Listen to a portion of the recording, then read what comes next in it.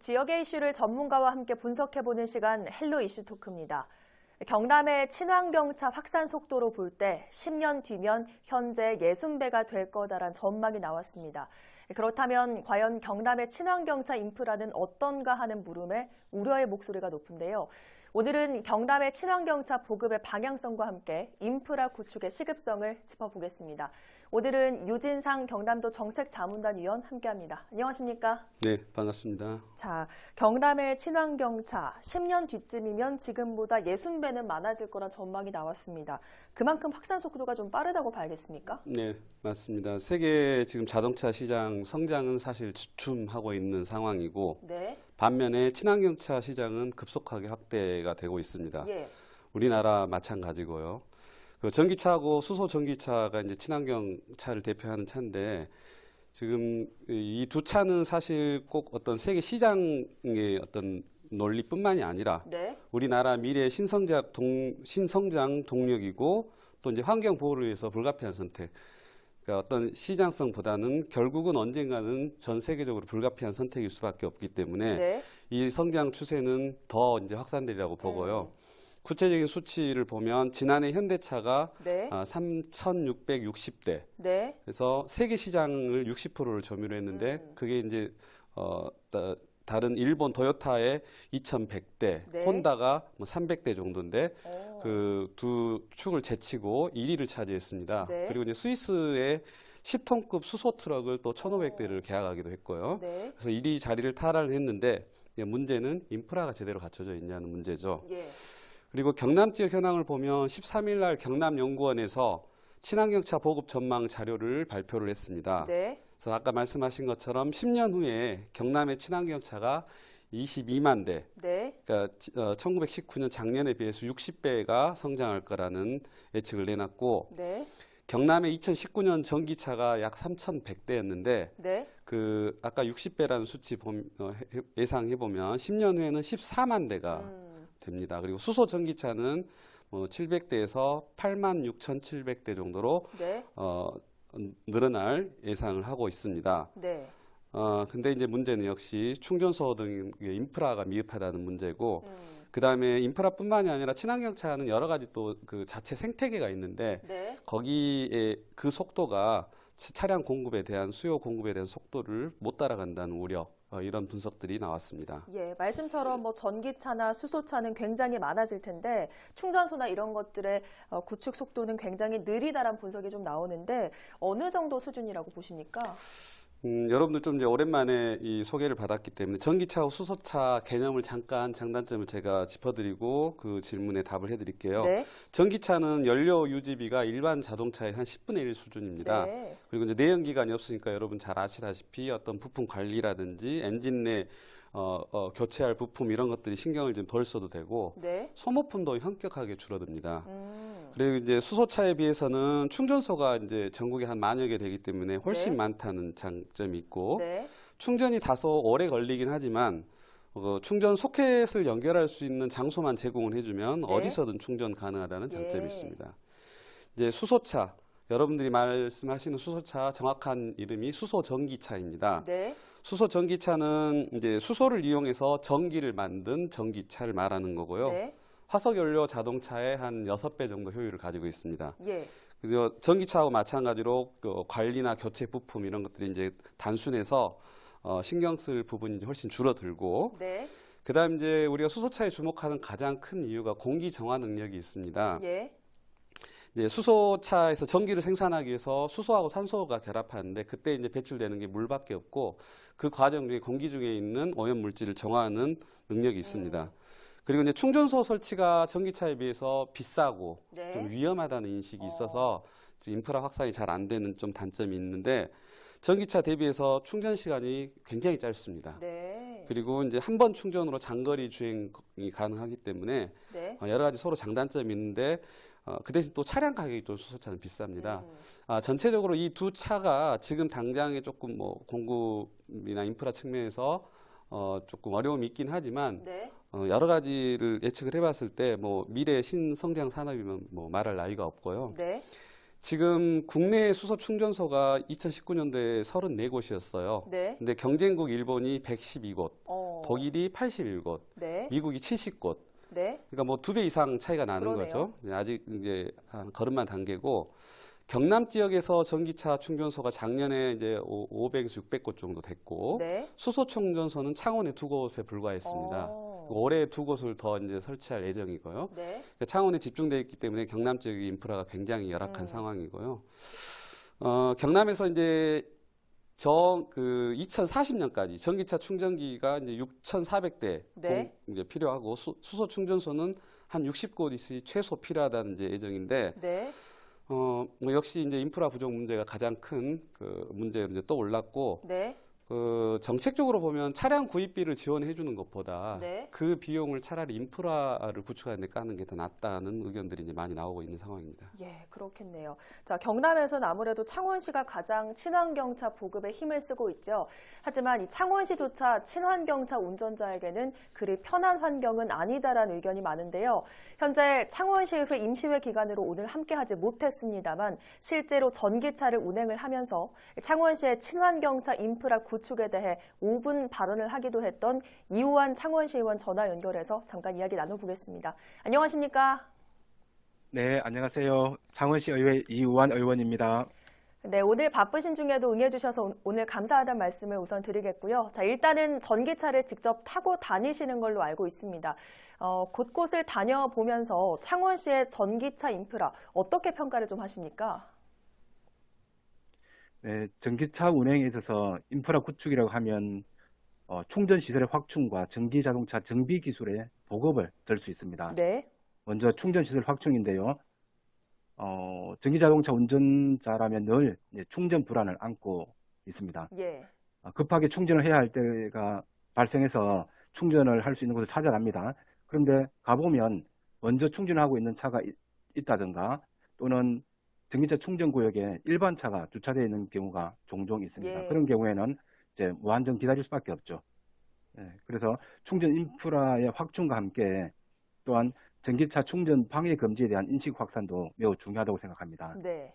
그리고 다음으로 또 전기 자동차 정비 기술이 시급하게 보급되어야 된다고 보는데요. 전기 자동차 이상이 발생해서 집에서 가까운 서비스 센터에 가면 네. 전기 자동차는 아직 자신들이 손을 볼 수 없다고 하는 데가 많습니다. 예. 그래서 이제 권역별로 있는 지정 서비스 센터까지 가서 차를 맡겨야 하는 불편함이 지금 현재 있습니다. 그래서 앞으로 전기 자동차와 수소 전기 자동차의 보급 확대 속도에 맞게 해당 자동차 회사에서는 정비 인력까지도 같이 양성해야 하지 않을까 그렇게 생각합니다. 네, 이렇게 피부로 느끼셨던 불편함에 대해서 5분 발언을 통해서 친환경차 인프라 구축을 창원시에 요구한 바 있으시죠? 이후에 창원시의 발전적 움직임이 좀 있습니까? 어떻습니까? 네, 지난해 7월 창원시 의회 본회의에서 제가 5분 자유 발언을 통해서 전기 자동차 충전 인프라 확충을 위한 방안을 이제 창원시에 제안한 바가 있었습니다. 네. 제가 제안한 방안은 기존의 급속 충전기 위주의 보급에서 벗어나서 자동차를 주차할 수 있는 곳이면 어디서나 충전이 가능하도록 이렇게 공용 콘센트를 광범위하게 설치하자는 것이었습니다. 네. 요즘은 아파트 지하 주차장 기둥에도 많이 설치되고 있습니다. 일반 220V 콘센트이기 때문에 충전 속도는 매우 느리긴 합니다. 네. 하지만 이제 자동차는 달리는 시간보다 주차되어 있는 시간이 훨씬 더 많습니다. 예. 그래서 주차되어 있는 동안 계속 충전이 가능하다면 충전 속도는 그렇게 중요하지 않다는 것입니다. 그래서 설치 비용이 저렴하고 또 급속 충전기에 비해서 충전 요금도 약 3분의 1밖에 들지 않기 때문에 네. 이런 공용 콘센트가 광범위하게 설치된다면 이제 전기차 충전 수요를 상당 부분 흡수할 수 있을 것으로 예상합니다. 제안이 있은 후에 담당 부서에서 주차장 한 곳을 선정해서 시범적으로 지금 공용 콘센트를 설치한 것을 확인했습니다. 아마도 이제 이용자들의 반응을 보고 네. 다른 주차장으로 확대한다는 계획을 세운 것으로 보입니다. 네, 알겠습니다. 오늘 말씀 고맙습니다. 지금까지 이우환 창원시 의원과 이야기 나눠봤습니다.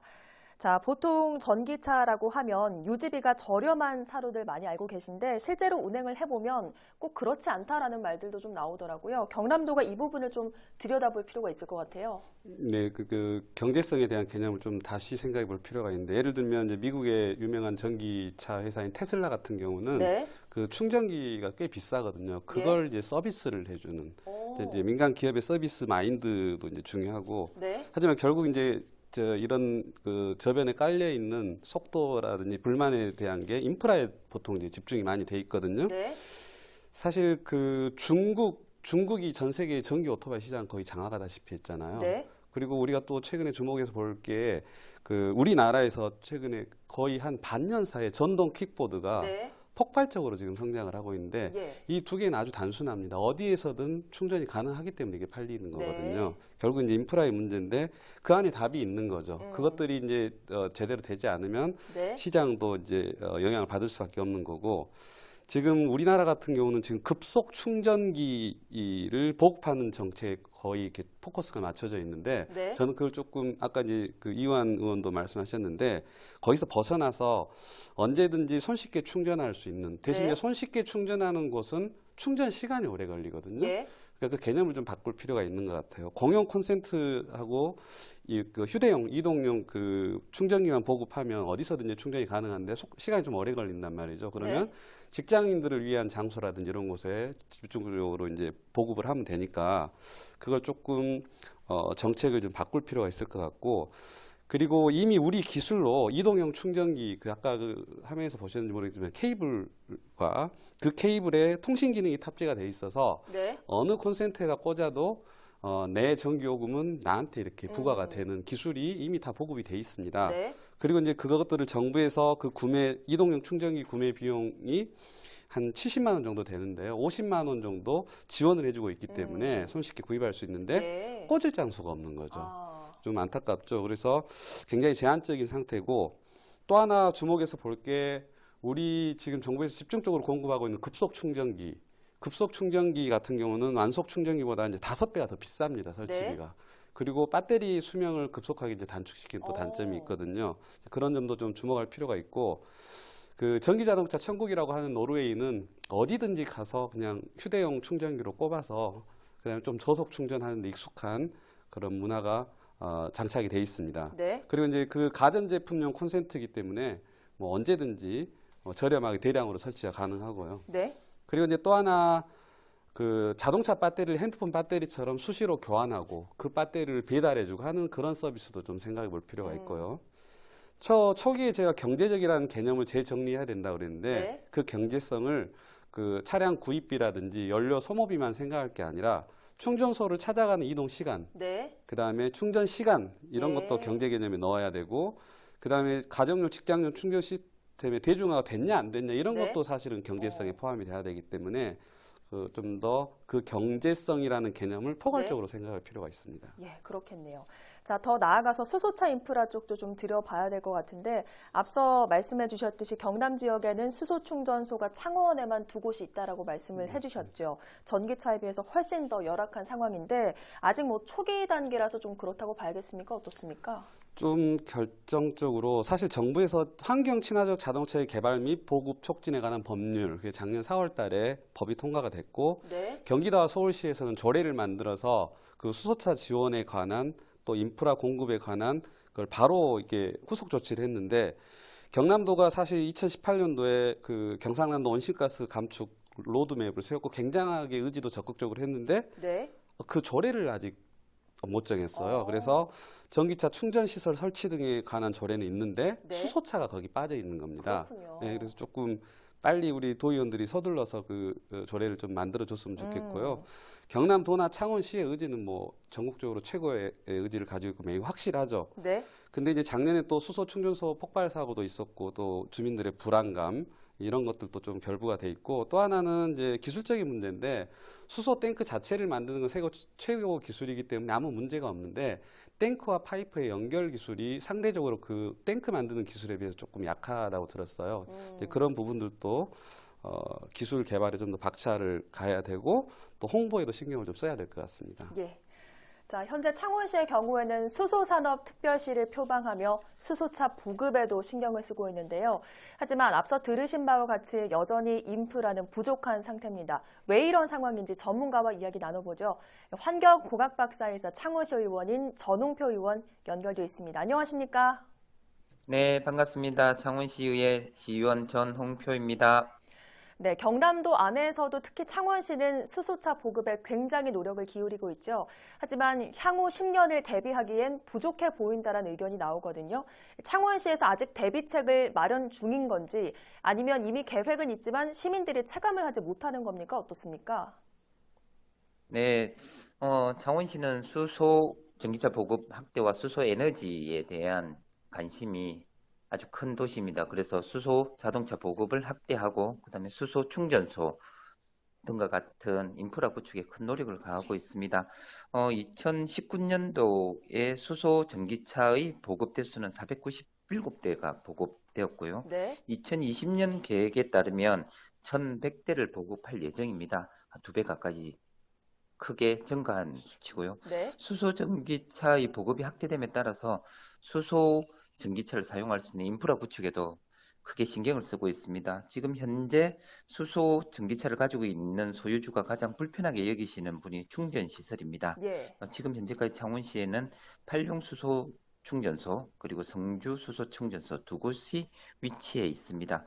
그러나 이 두 곳이란 수소 충전소의 위치가 좀 떨어지기도 하고 그다음에 일반 시민들이나 여러 군데 사시는 분들이 접근하기 좀 어려운 곳입니다. 그래서 네. 지금 현재 두 곳이 더 추가 설치될 계획이 있습니다. 예. 진해 지역에 있는 죽곡 수소 충전소 그리고 창원 중앙역 근처에 수소 충전소를 2020년 하반기까지 완공할 계획을 가지고 있습니다. 창원시는. 예, 앞으로 이 수소차 상용화를 위해 안정적 기반을 마련하는 게 가장 중요한데 그 부분에서 또 가장 중요한 게 안전성일 것 같습니다. 장기적으로 볼 때 주민들의 반발도 어느 정도 예상이 좀 되는데 창원시에서도 이 부분 신경을 좀 써야 하지 않겠습니까? 네, 수소라는 에너지에 대해서 겁을 많이 느끼는 분들이 많이 계십니다. 왜 그러냐면 수소폭탄 이야기가 먼저 드러나고 있습니다. 그리고 작년에 강릉에서 수소 에너지를 연구하는 곳에서 수소 탱크가 폭발해서 큰 피해를 입은 적이 있습니다. 네. 그래서 창원시나 정부에서는 이런 수소 에너지 안정성 보급을 위해서 여러 가지 연구와 연구 결과물을 내놓고 있습니다. 지금까지 수소 에너지를 충전하는 것은 기체 상태로 충전을 하고 이용했습니다. 그렇다고 보니 폭발의 위험성이 큽니다. 그래서 액체 저장을 할 수 있는 액체 저장 시설을 두산중공업이 개발해서 상용화 단계에 있고요. 그리고 액체도 조금 위험하고 하니 지금 전 세계적으로 고체 연료 형태로 저장하는 기술을 개발하고 상용화 준비하고 있습니다. 네. 다만 고체로 에너지를 저장하는 수소를 저장하는 것은 저장하는 매체의 가격이 팔레아듐 같은 기금속이 쓰입니다. 그래서 비싸다는 측면이 있지만은 이것도 곧 상용화 단계에 들어서면 네. 가격적인 측면에서 극복하지 않을까 생각합니다. 이런 연구 개발을 통해서 수소의 안정성은 수소 에너지 보급과 확대와 더불어서 앞으로 안전화되는 방향으로 진행될 것이라 생각합니다. 예. 자, 수소 연료의 액화, 고체화에 있어서 재료 연구가 좀 필요하다고 한다면 20대 국회에서 현재 폐기될 걸로 예상되는 창원 재료연구소의 원승격이 더 절실할 걸로 생각이 되는데 어떻습니까? 그렇습니다. 지금 창원에 있는 재료연구소가 재료연구원으로 성격되는 과정에 지금 조금 걸림돌이 있는데요.